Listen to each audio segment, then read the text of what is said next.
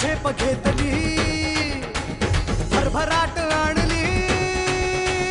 वेस नवी गाठली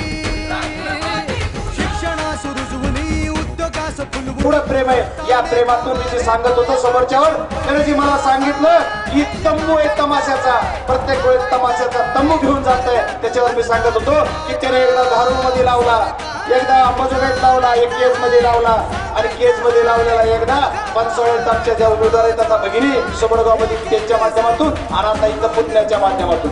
तो की तमासगीर सुद्धा किती इमानदारीने काम करतात हे तुम्हाला सांगायचं मित्र होणार आहे हिच्यासाठी वकिलाची राय घ्यायला गेलो वकिलाने सांगितलं पत्नीचाच काय त्याचा बी रिजेक्ट होतोय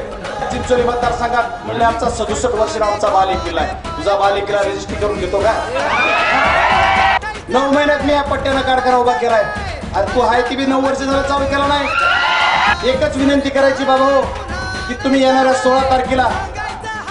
घड्याळावर मतदान करायचंय